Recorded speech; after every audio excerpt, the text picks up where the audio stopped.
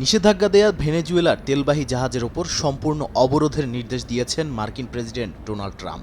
এছাড়া বেশ কয়েকটি জাহাজ জব্দ ও নতুন নিষেধাজ্ঞা আরোপ করা হয়েছে মাদুরো প্রশাসনের ওপর। ক্যারিবীয় সাগরে অবস্থান করছে বিশ্বের সবচেয়ে বড় বিমানবাহী রণতরী ইউএসএস জেরাল্ড ফোর্ড সহ হাজারো মার্কিন সেনা।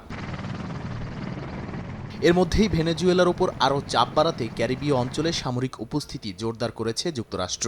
পুয়ের্তো রিকোতে পাঠানো হয়েছে F-35A যুদ্ধবিমান, EA-18G গ্রোলার ইলেকট্রনিক যুদ্ধবিমান, হেলিকপ্টার ও উদ্ধারকারী বিমান। এমনকি আকাশে যুদ্ধবিমান ও বোমারুতে জ্বালানি যোগাতে ডোমিনিকান রিপাবলিকে মোতায়েন করা আছে ট্যাঙ্কার বিমান।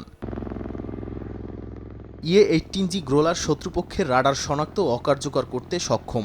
সামরিক বিশ্লেষকদের মতে এই মোতায়েন কেবল শক্তি প্রদর্শন নয়, ভেনেজুয়েলার বিমান প্রতিরক্ষা দুর্বল করে ভবিষ্যতে বিমান হামলার প্রস্তুতির ইঙ্গিত। কারাকাস পাল্টা অভিযোগে বলছে ওয়াশিংটন তাদের তেল সম্পদ দখল করতে চাইছে। দেশটির প্রতিরক্ষামন্ত্রী ভ্লাদিমির পাদ্রিনো লোপেজ ঘোষণা দিয়ে বলেছেন, দেশ সতর্ক অবস্থায় রয়েছে, তবে মার্কিন হুমকির কাছে ভেনেজুয়েলা কখনো মাথা নত করবে না।